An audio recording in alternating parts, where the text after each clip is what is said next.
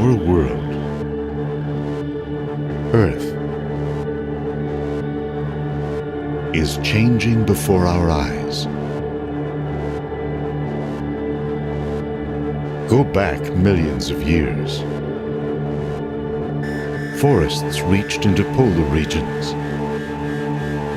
Sea levels rose, and temperatures soared with high levels of the greenhouse gas carbon dioxide. A long cooling period followed, but now CO2 is on the rise again. What will happen? How will we live in the new world that's now emerging? Scientists are intensively tracking the workings of planet Earth with satellites that chart its winds, ocean currents, temperatures, plant growth, and more. And with a new virtual Earth, shrunk down and converted into physical equations, satellite data, and computer codes, this other Earth, a mirror of the one in which we live, is designed to follow the flow of heat through the complex dynamic engine known as the climate, and to predict its future evolution. You can see the pattern of heat input in this sequence showing surface temperatures.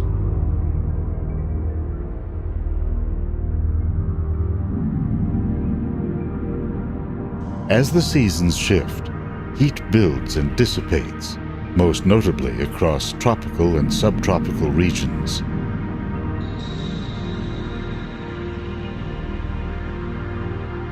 How does Earth dissipate this buildup of heat? Look below. The oceans cover 71% of the planet's surface at an average depth of more than 4 kilometers.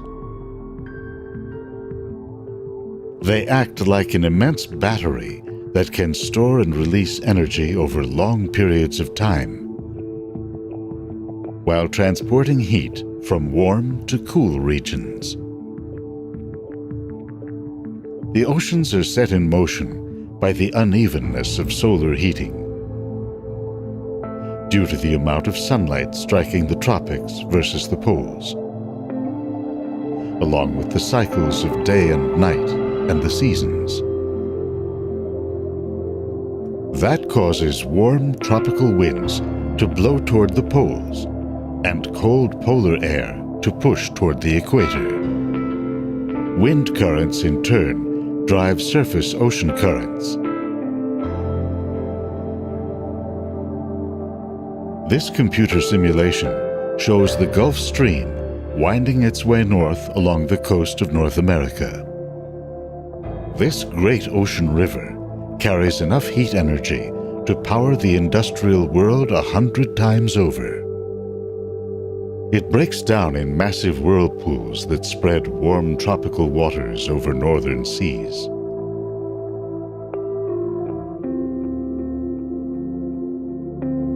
When heat builds within tropical oceans in late summer, it can be released in a fury.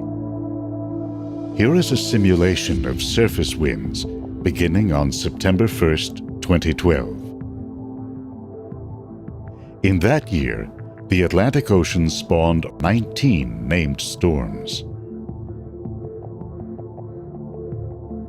These and other smaller storms churned up a steady stream of moisture that traveled north aboard immense gyres of wind that circle the oceans.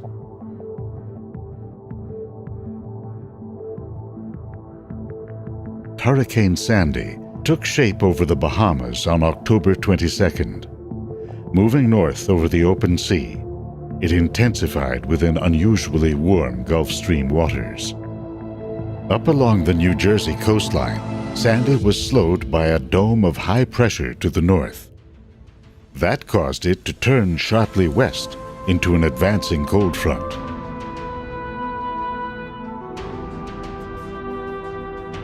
The combination brought damaging winds, heavy rain, death, and a trail of destruction estimated at $68 billion.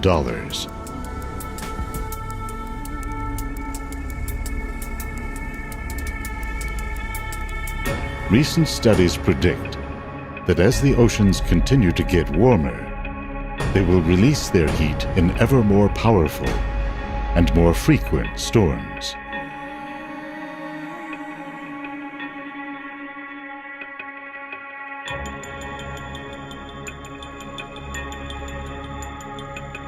As this virtual planet shows, Earth's climate engine has a dazzling array of moving parts.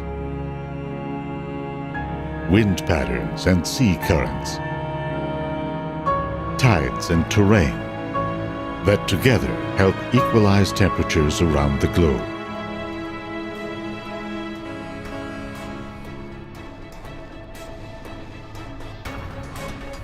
There's something else at work on our planet. When sunlight bounces off the Earth, water vapor and cloud droplets absorb some of the energy in the infrared portion of the spectrum, transferring it to the rest of the atmosphere. A recent NASA study predicted that if water vapor were the only greenhouse gas, temperatures would fall, sending Earth into an icebound state. Something is needed to act as a thermostat, a control knob to keep the climate steady.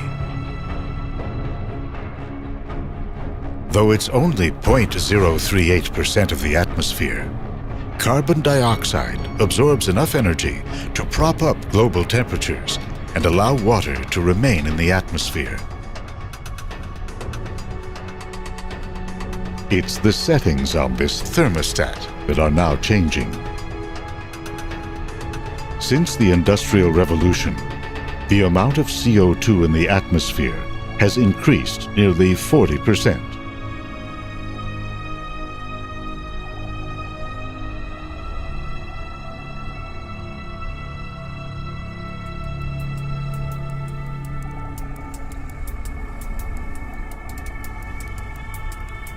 Thanks to our vantage point in space and our virtual tools, we have a wide-angle view of the new world that's emerging.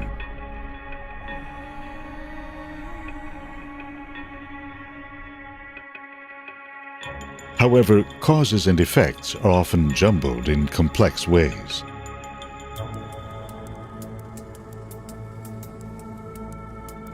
This sequence features a simulation of aerosols in the atmosphere. Fine particles from volcanoes, fires, dust storms, cars, factories, and more.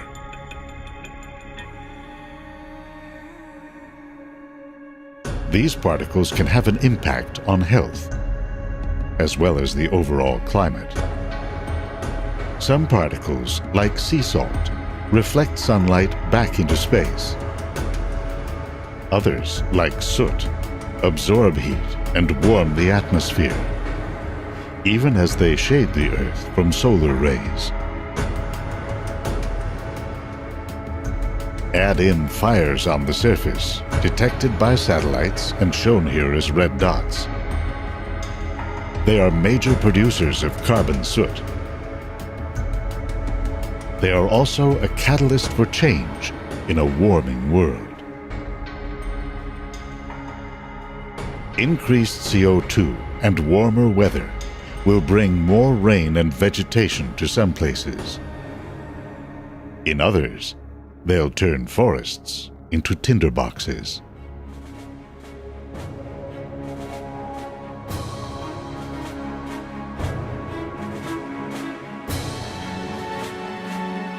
Flash forward a century. How will Earth look to us then?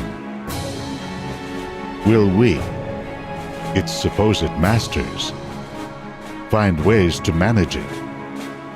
Or will we let it slip from our grasp?